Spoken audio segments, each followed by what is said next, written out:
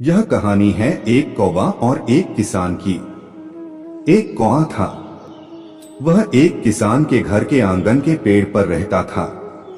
किसान रोज सुबह उसे खाने के लिए पहले कुछ देकर बाद में खुद खाता था। किसान खेत में चले जाने के बाद कौवा रोज उड़ते उड़ते ब्रह्मा जी के दरबार तक पहुंचता था और दरबार के बाहर जो नीम का पेड़ था उस पर बैठकर ब्रह्मा जी की सारी बातें सुना करता था।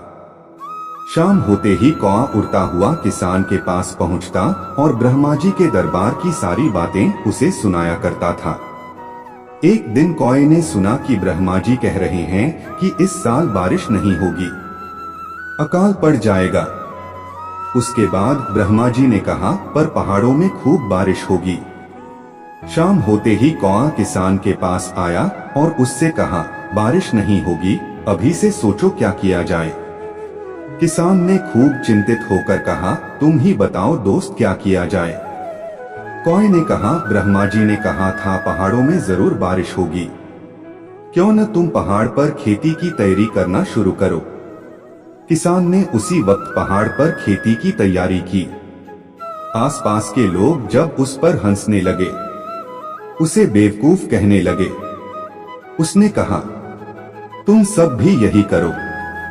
कौवा मेरा दोस्त है, वह मुझे हमेशा सही रास्ता दिखाता है। पर लोगों ने उसकी बात नहीं मानी, उस पर और ज्यादा हंसने लगे। उस साल बहुत ही भयंकर सूखा पड़ा।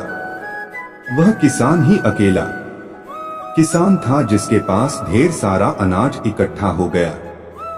देखते ही देखते साल बीत गया। इस बार कौवे ने कहा ब्रह्मा जी का कहना था कि इस साल बारिश होगी, खूब फसल होगी, पर फसल के साथ साथ ढेर सारे कीड़े पैदा होंगे और कीड़े सारी फसल के चौपट कर देंगे। इस बार कौवे ने किसान से कहा इस बार पहले से ही तुम मैना पंछी और छछूंदों को ले आना ताकि वे कीड़ों को खा जाए। किसान ने जब ढेर सारा छछूंदों को ले आया, मैना और पंछी को ले आया, आसपास के लोग उसे ध्यान से देखने लगे, पर इस बार वे किसान पर हंसे नहीं। इस साल भी किसान ने अपने घर में ढेर सारा अनाज इकट्ठा किया। इसके बाद कौवा फिर से ब्रह्मा जी के दरबार के बाहर नीम के पेड़ पर बैठा हुआ था। जब ब्रह्मा जी कर रहे थे फसल खूब होगी पर ढेर सारे चूहे फसल पर टूट पड़ेंगे। कौवे ने किसान से कहा इस बार तुम्हें बिल्लियों को न्योता देना पड़ेगा। एक नहीं, दो नहीं, ढेर सारी बिल्लियां। इस बार आसपास के लोग भी बिल्लियों को ले आए।